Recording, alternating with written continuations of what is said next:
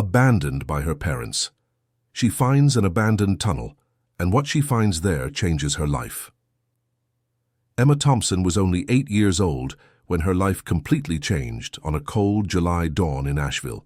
Her parents left her at the door of the municipal shelter with just a torn backpack and a handwritten note saying they could no longer care for her. The social worker Rachel found the girl sitting on the doorstep when she arrived for work at 6 in the morning. What struck her most were not the tears she expected to see, but Emma's dry, attentive eyes, observing everything around her with a seriousness that didn't match her age. "What's your name, sweetie?" asked Rachel, kneeling before the girl. "Emma," she replied in a calm, almost adult voice. "My parents said you'll take care of me now." Rachel felt a tightness in her chest. In 15 years working at the shelter, she had seen many children arrive desperate, crying, screaming, but she had never seen such mature and resigned acceptance in someone so small. Emma carried on her shoulders a weight no child should bear. The St. Margaret Municipal Shelter was overcrowded. 23 children shared 6 small rooms, and Emma was placed in a room with 5 other girls of varying ages. The oldest, Ashley, 12, tried to establish the group's rules. "Here you sleep on this bed. Don't touch other people's things, and don't make noise after 9, said Ashley, pointing to a thin mattress in the corner of the room. Emma just nodded, arranged her few clothes in a cardboard box that served as a nightstand, and lay down. She didn't say goodnight to anyone, didn't ask about routines or rules. She simply adapted, as if she had already learned that complaining or questioning changed nothing. In the first days, Emma followed the shelter's routine without causing problems. She woke up early, had coffee with bread and margarine, participated in educational activities in the morning, and played in the yard in the afternoon. But Rachel noticed she always stayed away from the other children, observing everything from a safe distance. "She's weird," Ashley commented to her friends during lunch. "She doesn't cry, doesn't complain, doesn't ask for anything. It's like she's not even a child." It was true. Emma had developed a precocious independence that impressed and worried the shelter staff. She didn't ask for help, didn't complain when something went wrong, and rarely showed emotions. It was as if she had built an invisible wall around her heart. A week after her arrival, Emma began to display behavior that caught everyone's attention. After the afternoon activities, she would disappear for hours, always returning before dinner. No one knew where she went, but she always came back on time, clean and seemingly fine. "Where do you go in the afternoons, Emma?" Rachel asked during a one-on-one conversation. "I just walk around the city," replied the girl, avoiding direct eye contact with the social worker. "I like to get to know places." Rachel was worried. Asheville was a safe city during the day, but an 8-year-old shouldn't walk the streets alone. She spoke with the shelter director, Mrs. Margaret, about the situation. "We have to give her some freedom to adapt," said Mrs. Margaret, a 60-year-old woman who had run the shelter for more than 2 decades. "But I'll ask someone to follow her from a distance, just to make sure she's safe." Stephen, the shelter security guard, was tasked with discreetly following Emma's walks. What he discovered surprised everyone. The girl didn't wander aimlessly through the city. She had a specific destination, the old ruins of a deactivated aqueduct on the outskirts of Asheville. The location was about 2 kilometers from the shelter, in an area that had once been part of the Imperial City's water supply system. Over the years and through urban reforms, that stone structure had been abandoned, partially covered by freely growing vegetation. Stephen watched from a distance as Emma explored the place with the natural curiosity of a child, but also with a caution that betrayed her early maturity. She seemed especially fascinated by a stone tunnel that went through a small hill, forming a dark and mysterious passage. On the 3rd day of observation, Stephen saw something that left him even more intrigued. Emma wasn't just exploring the tunnel, she seemed to have found something inside it. The girl remained in there for over an hour, and when she came out she was carrying something in her hands that he couldn't identify from a distance.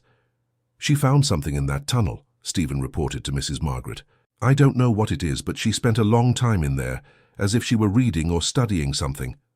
Mrs. Margaret decided it was time for a more serious talk with Emma. She waited for the girl to return from her daily walk and called her into her office. "Emma, dear, I need to talk to you about your outings," said Mrs. Margaret, trying to maintain a maternal tone. "We are worried about your safety." The girl sat in the chair in front of Mrs. Margaret's desk, keeping her posture straight and her hands crossed in her lap. Her dark eyes had a depth that didn't match her 8 years of age. "I'm not doing anything wrong," Emma said calmly. "I always come back on time." "I know, dear, but where exactly do you go? Stephen told us about the old tunnel."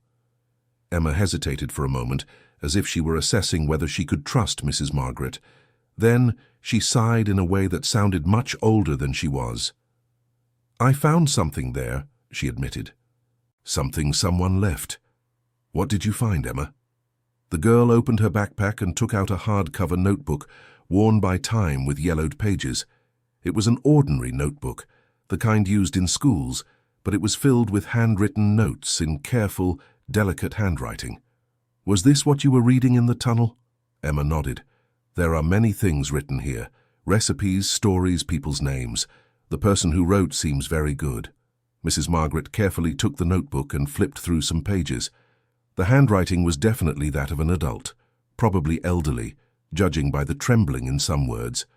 There were recipes for simple food, advice on how to care for plants, reflections on life, and scattered throughout the notebook, addresses of different people in the city. "Do you know whose notebook this is, Emma?" "I don't know her name, but I think it was a lady who lived in the tunnel," replied the girl. "There are other things there that show someone was living in the place for a while. Dear listener, if you're enjoying the story, please take a moment to like and especially subscribe to the channel. It helps us a lot as we're just starting out. Now, continuing. The revelation that someone had used the tunnel as a dwelling worried Mrs. Margaret. She decided she needed to see the place personally to better understand the situation. The next day, she asked Stephen to accompany her and Emma to the ruins of the aqueduct. The tunnel was exactly as Stephen had described, a stone passage built decades ago, about 2 meters high and 3 meters wide. The entrance was partially covered by branches and leaves, but it was possible to see that someone had arranged the vegetation to create a natural camouflage.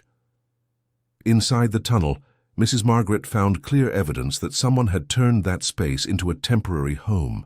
There were 2 blankets folded carefully, some empty food cans organized in a neat pile, a small portable stove, and even a few books stacked on a rock that served as an improvised table. "Whoever lived here knew how to keep things organized," commented Mrs. Margaret, impressed with the orderliness of the place. "And took good care of their things," added Emma, pointing to the clean, well-kept blankets. "That's why I liked her, even without knowing her." Stephen found a plastic bag hidden behind a loose stone. Inside were some documents, all in the name of Dorothy Thompson, a 72-year-old woman who, according to a medical appointment card found there, was receiving treatment at the local health clinic for memory problems. "Dorothy Thompson," murmured Mrs. Margaret, reading the papers. It seems she was having mental difficulties and ended up separated from her family. Emma took the notebook back and flipped to a specific page. "Look here," she said, showing a list of names and addresses. "She wrote down the names of people who were kind to her. I think we can look for these people to find out what happened to her." The girl's idea surprised the adults. It was a mature and sensible proposal for an 8-year-old. Mrs. Margaret decided it was worth investigating, especially because it could help both in finding Dorothy and in making some sense of Emma's obsession with the tunnel. The first address on the list led them to a small bakery in the historic center of Asheville. The establishment was called St. Joseph's Bakery and was run by a man who appeared to be about 45, with graying hair and a tired expression that hinted at constant worries. "Excuse me," said Mrs. Margaret, approaching the counter where the man was arranging some bread. "Do you know a woman named Dorothy Thompson?" The man immediately stopped what he was doing and looked at them with a mixture of hope and apprehension. "Do you have news of Mrs. Dorothy?" he asked, his voice choked. "Actually, we're looking for information about her," replied Mrs. Margaret. "This girl found some things that belonged to her." Emma stepped forward and showed the man the notebook. As soon as he saw the familiar handwriting, his eyes filled with tears. "That's my mother's notebook," he said, his voice breaking. "She always wrote in it, 'My name is Nathan Thompson. Dorothy raised me after my real parents left when I was 5. The emotion on Nathan's face was genuine and touching. He told them that Dorothy had started showing memory problems about 2 years ago. At first it was small forgetfulness, but over time the situation worsened. She started getting lost on the street, didn't recognize familiar places, explained Nathan, wiping his eyes with the back of his hand. I tried to care for her here at the bakery, but she would get agitated, saying she needed to look for someone very important. Look for who? Asked Mrs. Margaret. She always talked about a granddaughter she had lost many years ago, replied Nathan, but I thought it was fantasies from the illness. She never had children of her own. She raised me alone after adopting me. Emma listened to everything with heightened attention. There was something in Dorothy's story that resonated deeply with her own experience of abandonment and loneliness. What happened to her? Asked the girl in a small but determined voice. Nathan sighed heavily. One morning, about 6 months ago, she disappeared. She left a note saying she had to find her granddaughter, that she couldn't wait any longer. I searched all over the city, filed a police report, put up posters everywhere, nothing. And she never came back. Never. It's as if she vanished into thin air, said Nathan, his voice laden with guilt and sadness. I should have taken better care of her. I shouldn't have let her go out alone. Mrs. Margaret placed her hand on the man's shoulder in a gesture of comfort. Don't blame yourself. People with memory problems can be very determined when they get an idea in their head. Emma flipped through the notebook and pointed to a specific entry. Look here, she said. She wrote that you were always a good son and that she knew it wasn't your fault when she got confused. Nathan read the note and cried openly. They were words he needed to hear, even if written months before Dorothy's disappearance. Did she really live in the abandoned tunnel? He asked. It seemed so, replied Emma. She organized everything just right in there, like a little house, and she took good care of the notebook. Can I see the place where she was? Mrs. Margaret looked at Emma, who nodded immediately. The next day, Nathan closed the bakery early and accompanied them to the ruins of the aqueduct. When he saw the careful organization of Dorothy's belongings in the tunnel, he realized she had maintained her lucidity longer than he had imagined. She was always very organized, murmured Nathan, touching the folded blankets with reverence. Even when she was confused, she didn't lose those habits. She wrote more things in the notebook while she was here, said Emma, showing pages with more recent notes. Look, she wrote about you almost every day. She said she missed you, but that she needed to find her granddaughter before it was too late. Nathan was moved reading the words of love and longing that Dorothy had written about him. She had never forgotten him, even in her moments of greatest mental confusion. There are more addresses here on the list, observed Mrs. Margaret. Maybe we can find other people who saw her recently. The second address led them to a simple house in the Riverside neighborhood, where a woman of about 70 named Betty Harrison lived. She was a retired seamstress who worked from home doing small clothing repairs for neighbors. When Betty opened the door and saw Nathan, her face lit up. Nathan, it's so good to see you, my boy. Have you brought news of Dorothy? Actually, I was hoping you might have news of her, replied Nathan. She disappeared 6 months ago. The smile faded from Betty's face. Disappeared? What do you mean? They explained the whole situation to the seamstress, who invited them in and served coffee while listening to the story. When Emma showed the notebook, Betty recognized it immediately. I taught her how to make these recipes here, said Betty, pointing to a specific page. Dorothy always wanted to learn to cook special foods for the granddaughter she was looking for. So the story about the granddaughter is true? Asked Nathan, surprised. Betty nodded gravely. Very true, my boy, and very sad too. The seamstress got up and went to fetch a shoebox from her bedroom. When she returned, she placed the box on the kitchen table and opened it carefully. Inside were old photos, yellowed documents, and some baby clothes carefully preserved. Dorothy told me the whole story many years ago, Betty began. She had a daughter when she was very young in the 1960s. At the time, she wasn't in a position to raise the girl alone, so she gave her up for adoption. Nathan listened, fascinated. Dorothy had never told him this story.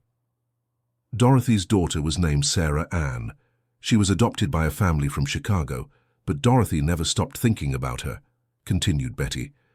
When Sarah Ann grew up and got married, she had a daughter, the granddaughter Dorothy always searched for. What happened to her daughter? Asked Mrs. Margaret. Betty sighed sadly. Sarah Ann went through many hardships in life. She got involved with no good men, had problems with alcohol. When her granddaughter was born, she couldn't properly care for the child.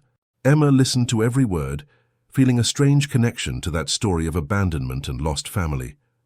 How did Dorothy find out about this? Asked Nathan. She never stopped looking for her daughter, explained Betty. She hired a private investigator in the 1990s, spent all the savings she had. When she finally found Sarah Ann, she discovered she was very ill and that the granddaughter had been placed into the adoption system. The revelation hit Nathan like a punch to the gut. Dorothy had spent decades searching for the family she had lost, and he had never known anything about it. Why did she never tell me this? Because she was ashamed, answered Betty, touching his hand affectionately. She thought you would think less of her if you knew she had abandoned her own daughter. She carried that guilt since she adopted you. Betty showed an old photo of a smiling baby in the arms of a young Dorothy. This is Sarah Ann. And this one, she said, showing another photo, is the granddaughter she was searching for so desperately. When Emma saw the second photo, her heart raced. It was a girl of about 3, with dark hair and big eyes, playing on a playground. There was something familiar about that face she couldn't quite place. What was the granddaughter's name? Asked Emma, her voice slightly trembling. Betty searched through the papers and found a birth certificate. Emma Ann Thompson, she read, born in July 2014, right here in Asheville. The silence that followed was deafening. Everyone in the room looked at Emma, who had turned as pale as a sheet of paper. The name, the date, the birthplace, everything matched perfectly. This is impossible, murmured Nathan. It's not impossible, said Betty, her eyes welling up. It's a miracle. Mrs. Margaret took the documents she had brought from the St. Margaret Municipal Shelter about Emma and compared them with the birth certificate Betty had kept. All the details matched perfectly. Emma Ann Thompson was indeed the granddaughter Dorothy had searched for her entire life. Dorothy found you, whispered Betty, hugging Emma. She found you through the tunnel, even without knowing it was you. The girl began to cry for the first time since she had arrived at the shelter. It wasn't a cry of sadness, but of an emotion too complex for an 8-year-old to process. She had found her family, but her grandmother had disappeared before they could meet. Where is my grandmother now? Asked Emma between sobs. We're going to find her, promised Nathan, kneeling before the girl. If she managed to survive on her own for 6 months, there's still hope. Betty stood up and went to fetch another paper from the box. I have an idea of where she might be, she said. Dorothy always talked about a special place she went to when she was very sad or confused. What place? The St. Peter's Psychiatric Hospital on the outskirts of the city, answered Betty. She did volunteer work there in the 1980s. She knew the place well and always said that if she ever completely lost her mind, she would want to be in a place that took good care of lost people. Nathan and Mrs. Margaret exchanged hopeful glances. It was a concrete lead after months with no information. The next day they all went together to St. Peter's Hospital. It was an old but well-maintained institution situated in a green area on the outskirts of Asheville. The medical director, Dr. Jennifer, received them in her office. Are you looking for a patient named Dorothy Thompson? She asked, consulting her records. Yes, she disappeared 6 months ago and may have arrived here with memory problems, explained Mrs. Margaret. Dr. Jennifer flipped through some papers and nodded. We have a patient who matches that description. She was brought in by social services 5 months ago, found wandering downtown without any identification. Since we couldn't identify her, we registered her as Mary of Sorrows. May I see her? Asked Emma, squeezing Stephen's hand. She is in a very delicate state, explained the doctor. The dementia is at an advanced stage, and she rarely recognizes people or responds to stimuli. But you can try. They were led to a special wing of the hospital where patients with severe dementia stayed. Dorothy was sitting in a comfortable armchair near the window, looking out at the garden with an empty expression. Her hair was grayer, and she had lost a lot of weight, but Stephen recognized her immediately. "Mum," he sighed, approaching slowly. Dorothy looked at him with no sign of recognition. Her eyes held the same lost expression they'd had since she arrived at the hospital. Emma cautiously approached and sat on the floor beside her grandmother's chair. She opened the notebook to the page where Dorothy had written about missing her lost granddaughter and began to read aloud. "Today, I dreamed of her again. My little granddaughter must be big now, a smart and pretty girl. I hope someone is taking good care of her, giving her affection, and teaching her the good things in life." For a moment, Dorothy seemed to react to the sound of Emma's voice. Her eyes focused on the girl, as if something familiar was trying to emerge from her confused mind. Emma continued reading the words her grandmother had written, and slowly, Dorothy's expression began to change. A tear rolled down her wrinkled cheek, and she extended a trembling hand toward the girl. "Granddaughter?" she whispered, her voice hoarse from disuse. "Yes, Grandma," replied Emma, taking Dorothy's hand between her small ones. "It's your granddaughter. I found you." The moment was magical and devastating at the same time. Dorothy had recognized her granddaughter, but only for a few seconds. Soon after, the confusion reclaimed her eyes, and she returned to a state of disconnection from reality. But those few seconds were enough to prove that somewhere deep in her mind, the love for her granddaughter remained intact. The medical team, who had watched the scene, was visibly moved. "It's rare to see such a clear reaction in patients at her stage," commented Dr. Jennifer. "The emotional bond can sometimes break through the barriers of the illness." Stephen hugged Emma, both of them crying. "She recognized you," he said. "Even sick, she recognized you." From that day on, Emma visited Dorothy every day after her activities at the shelter. She brought the notebook and read the recipes, stories, and advice her grandmother had written. Sometimes Dorothy reacted with small gestures or whispers, but most of the time she remained in her inner world. Stephen, deeply touched by the girl's dedication, made a decision that would change both their lives. He sought out Mrs. Margaret for a serious conversation. "I want to adopt Emma," he said. "She's the granddaughter of the woman who raised me. That makes her my family too." "It's a complex process, Stephen," explained Mrs. Margaret. "You'll have to undergo psychological and social evaluations, prove you have the means to care for a child. I have the bakery. I can support her. And she's not a stranger to me," argued Stephen. "She's the girl Dorothy searched for her whole life." The adoption process began immediately. Meanwhile, Emma divided her time between the shelter, visits to the hospital, and helping Stephen at the bakery. She had found not only her grandmother, but a family that truly wanted to care for her. Betty also became a constant presence in their lives. The seamstress taught Emma how to sew small pieces, passing on skills that Dorothy had learned decades before. It was a way of keeping the connection between the generations alive. 3 months later, Nathan received the authorization to take Emma home. The room he prepared for her was right above the bakery, with a view of the Asheville Mountains. On the wall, he put up all the family photos that Betty had kept, creating a gallery that told all of their stories. Emma insisted on keeping a small portion of her belongings in the abandoned tunnel. For her, that place had become sacred, the point of connection with her grandmother and her own history. Nathan respected her wish and accompanied her on visits to the spot whenever she wanted. Dorothy's condition remained stable, with no major improvements or declines. Emma had accepted that her grandmother might never be the same again, but she didn't give up visiting and talking to her every day. She believed that somehow Dorothy knew her granddaughter had finally been found. Dear listener, if you're enjoying the story, please take a moment to like and especially subscribe to the channel. It really helps us who are just starting out. Now continuing. 6 months after the adoption was finalized, something unexpected happened. Emma was at the hospital reading to Dorothy when her grandmother took a deep breath and said with surprising clarity, "You've grown so much, my little granddaughter." Emma almost dropped the book she was holding. "Grandma, you recognize me?" "I've always recognized you, dear," said Dorothy, her eyes clearer than they had been in months. "I just couldn't speak properly, but I always knew it was you." It was a moment of rare but precious lucidity. Dorothy explained that she had spent the last months in a kind of mental prison, knowing what was happening around her, but unable to communicate properly. "I looked for you my whole life," she said, holding Emma's face between her trembling hands. "And when I finally found you, my head decided to stop working right." "But you found me, Grandma. Through the tunnel, through the notebook. You brought me home." Dorothy smiled for the first time in months. "Do you like Nathan? Is he taking good care of you?"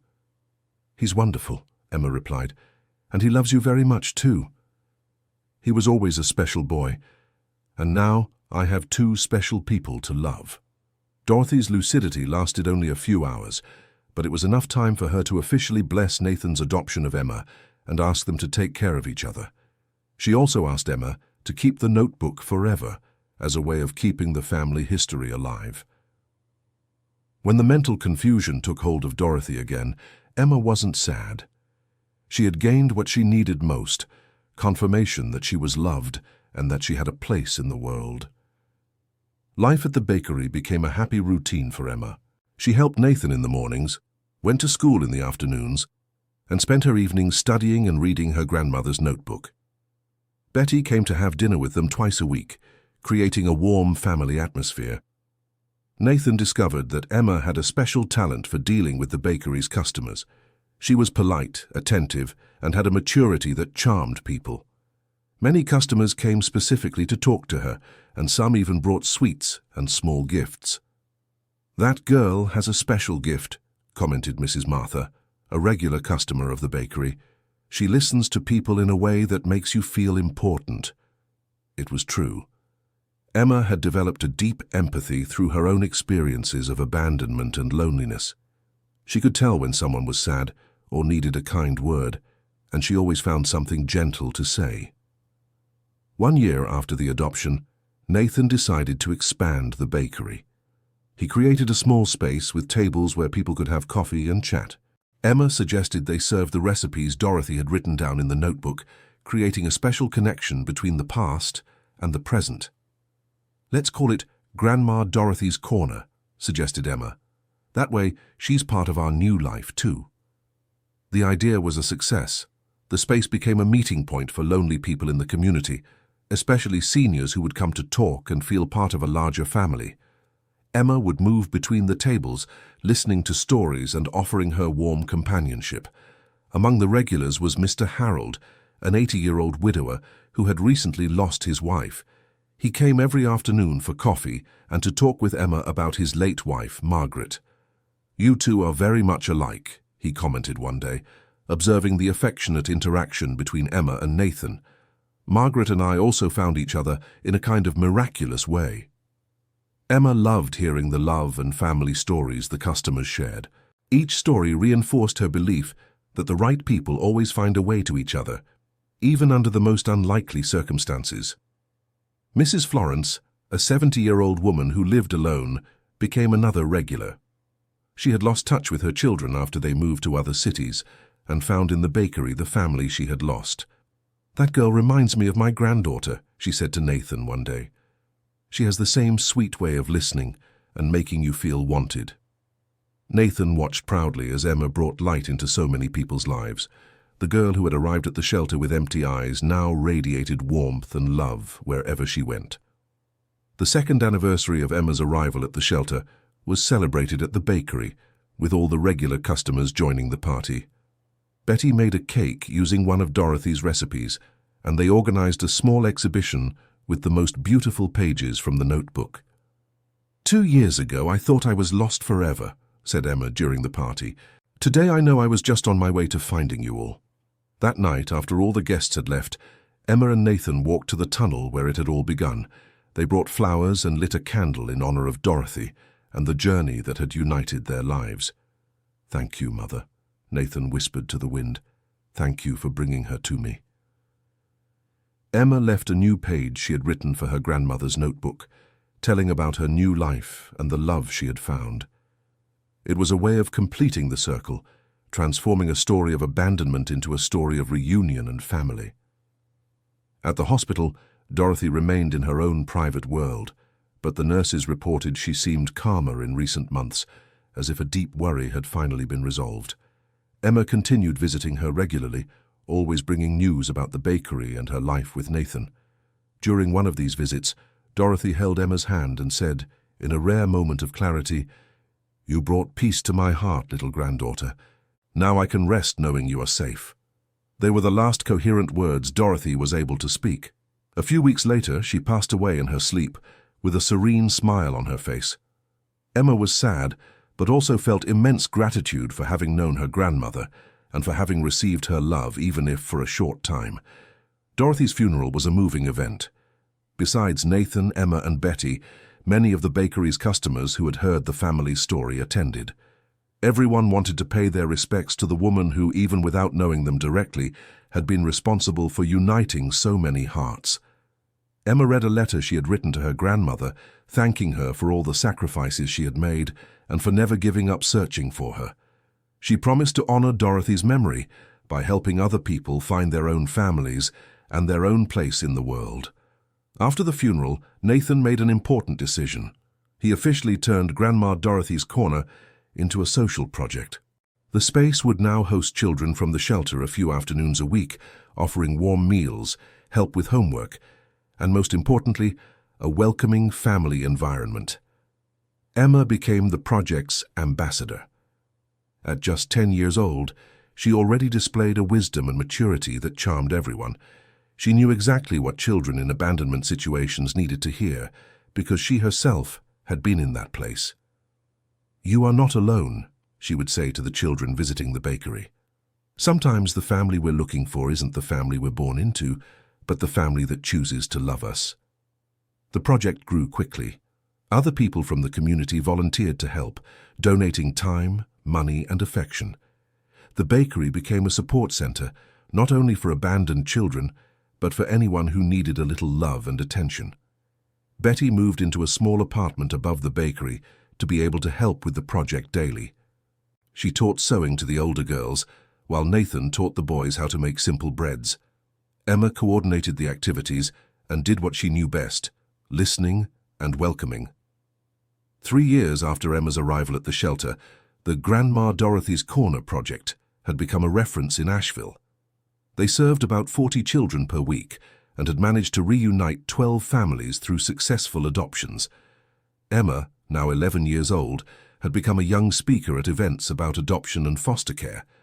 Her story inspired other children not to lose hope and motivated adults to consider adoption. "Life has a strange way of making the right things happen at the right time," she would say during her talks. "Sometimes what seems like the worst day of our life is actually the first day of our new life." At one of these talks, Emma met Jessica and Brian, a couple of teachers who had tried to have children for years without success. They were considering adoption, but were afraid they wouldn't be able to form a true bond with a child who wasn't biologically theirs. "Love doesn't need DNA to exist," Emma told them. "Nathan isn't my father by blood, but he is my father in my heart, and that is much stronger."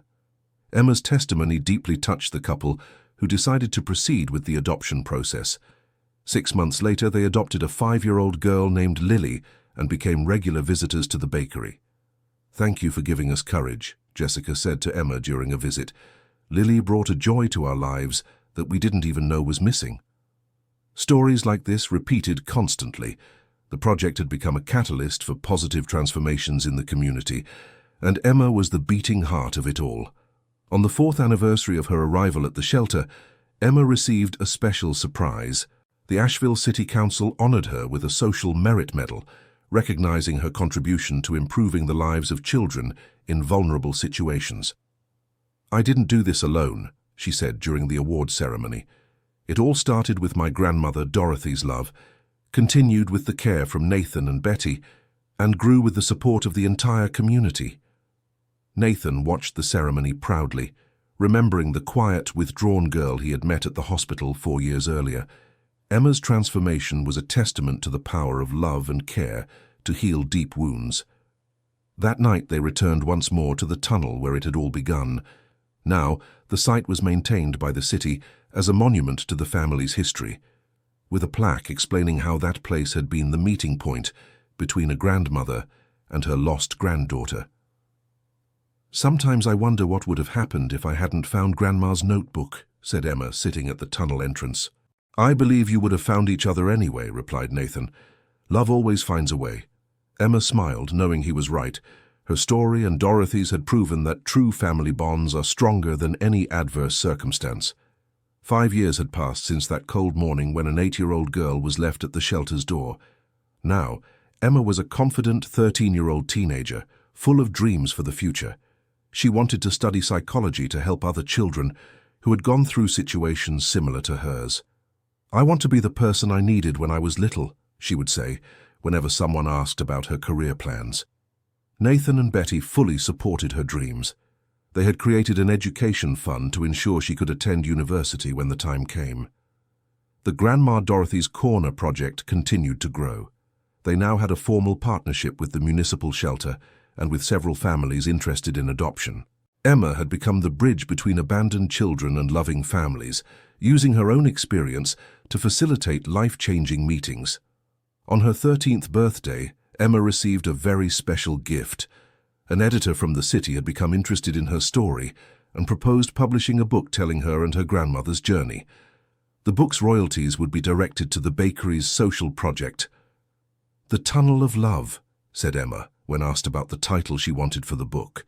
"Because that's where it all began, and because love was what brought us together."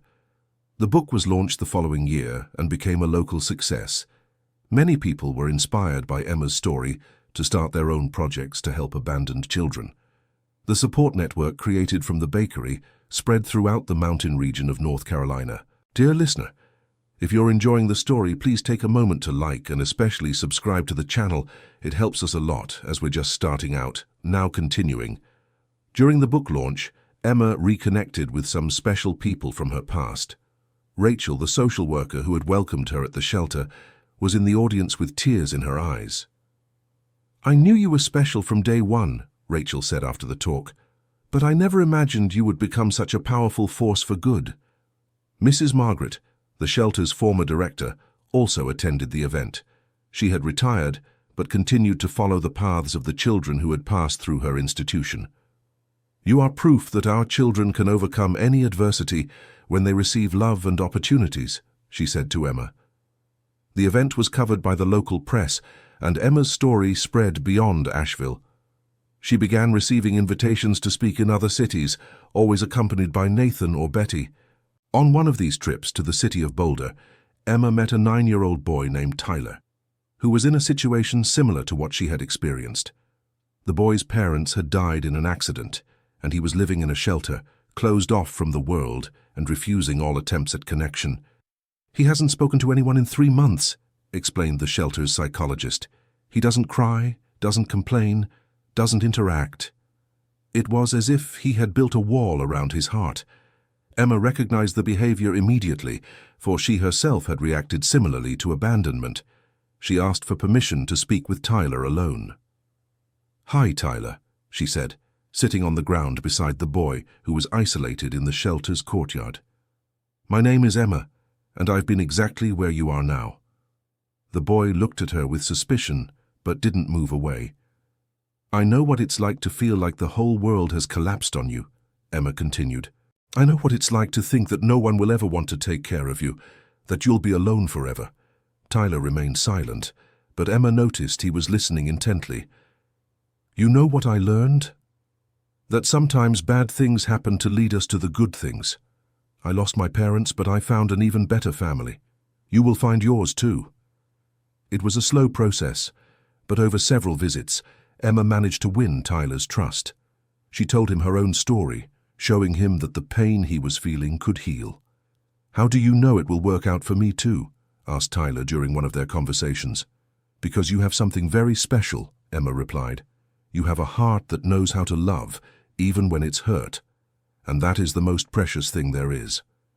3 months later, Tyler was adopted by a couple of doctors who had been enchanted by his sensitivity and intelligence. Emma followed the entire process, serving as a bridge between the boy and his new family. "Thank you for teaching me to believe again," Tyler said to Emma on adoption day.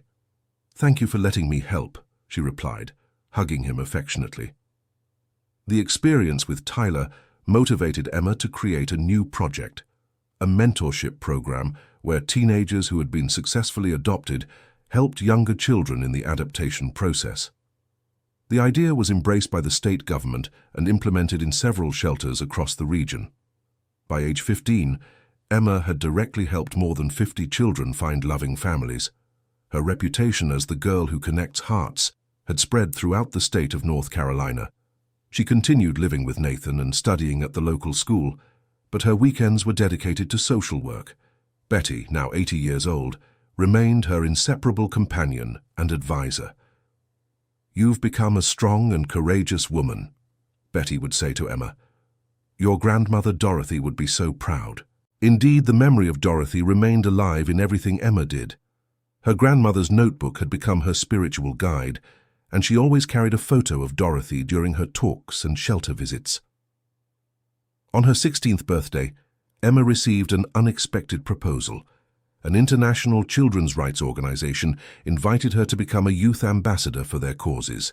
The work would involve traveling across the United States and the world, speaking about adoption and children's rights. "It's an incredible opportunity," Nathan said when they discussed the proposal. "But the decision is entirely yours." Emma hesitated. Accepting the invitation would mean leaving Asheville, the bakery, the local projects she had created. But it would also mean being able to help many more children on a global scale. "What do you think I should do?" she asked Nathan and Betty during a family dinner. "We think you should follow your heart," Betty replied. "You've always known what your purpose in life is. And we will be here supporting you no matter what decision you make," Nathan added. After much reflection, Emma decided to accept the proposal, but with one condition. She would continue living in Asheville and use the town as her base of operations.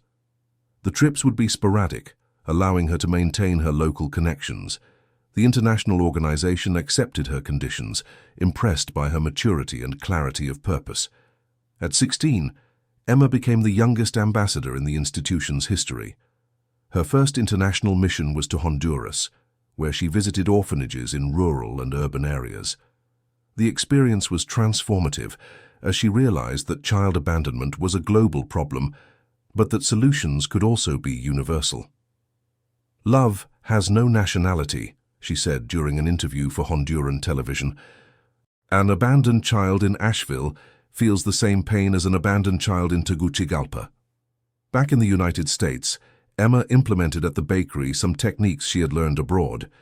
She created a cultural exchange program where children from different shelters would spend time with each other, expanding their horizons and creating broader support networks. The program's success caught the attention of the national media. Emma was invited to high-audience television shows where she told her story and spoke about the importance of responsible adoption. "I'm not a heroine," she would say whenever they called her that. "I'm just a person who discovered her purpose in life and decided to follow it." At 17, Emma took the entrance exam for psychology at the State University.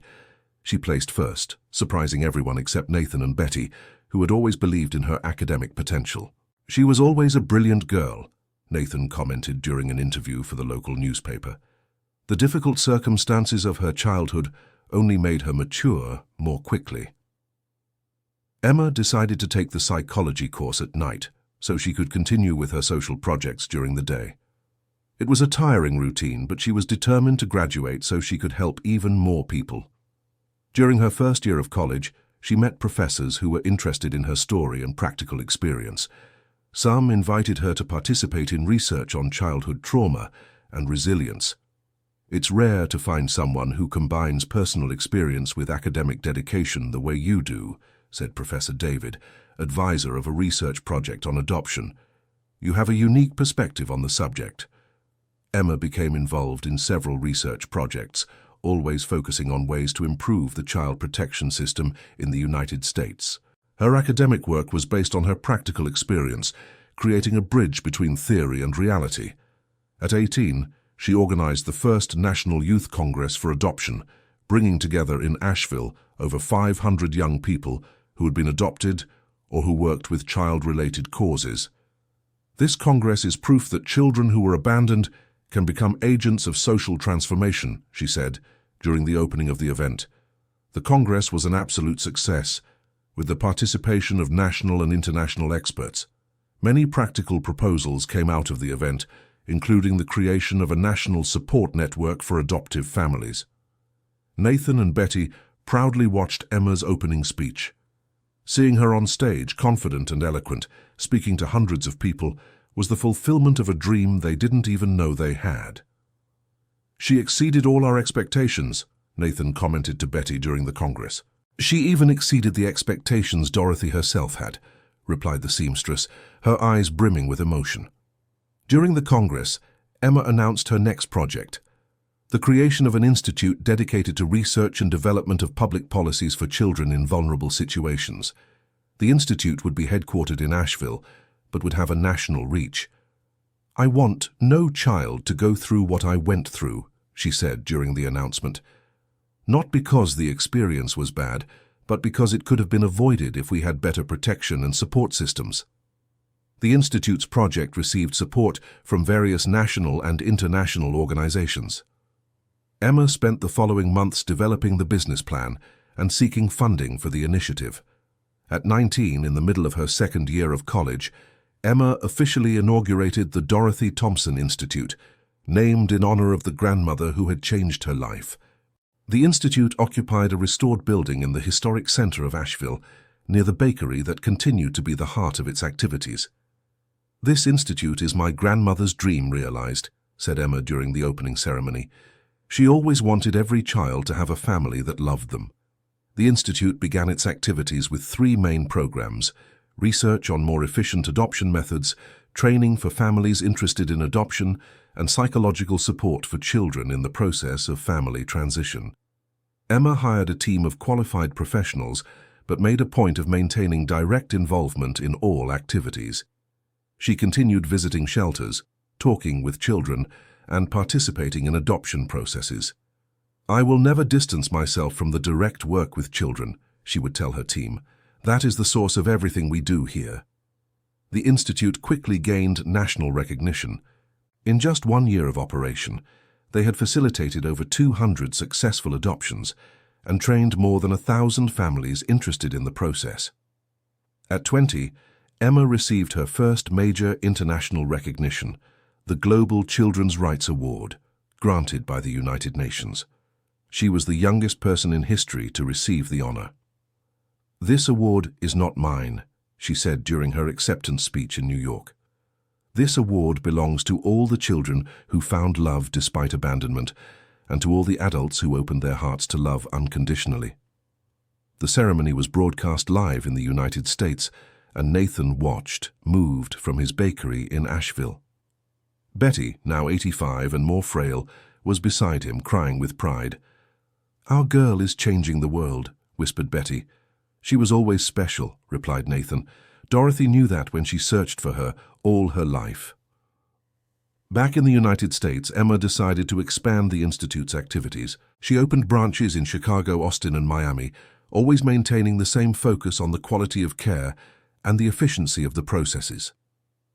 During her 3rd year of college, she met Michael, a law student who also worked with social causes. He had been orphaned at 12 and was raised by an aunt and uncle who loved him as their own.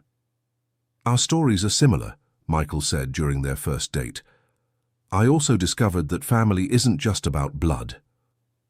The relationship between them blossomed naturally, based on shared values and similar goals. Michael joined the Institute's team, specializing in the legal aspects of the adoption processes. "You two were made for each other," Betty commented when she met Michael. "He has the same generous heart as you." Nathan also approved of the relationship, impressed by the young man's dedication and sincerity. He saw in Michael a partner who could support Emma in her life's mission.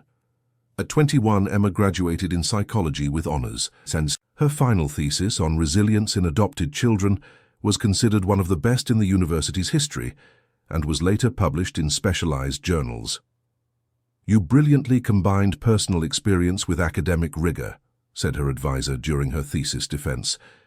With her degree in hand, Emma decided to pursue a graduate degree in public policy to further expand her professional toolkit. She wanted to better understand how to influence structural changes in the child protection system. During her graduate studies, she developed an innovative project, an app that connected children in shelters with families interested in adoption, using artificial intelligence to make matches based on personality and lifestyle compatibility. Technology can be a powerful ally in creating families, she explained during the project presentation. If we use apps to find romantic partners, why not use them to find children and parents? The app, called Family Connected, was launched in partnership with the federal government and became a revolutionary tool in the adoption process in the United States. Within 6 months, more than 5,000 families had registered on the platform. At 22, Emma was established as one of the country's leading adoption experts. She was regularly consulted by the government for public policy development and frequently invited to speak at international events. Her work had transformed not only her own life, but the lives of thousands of children and families across the United States. The Dorothy Thompson Institute had become a global reference for efficient and humane adoption practices.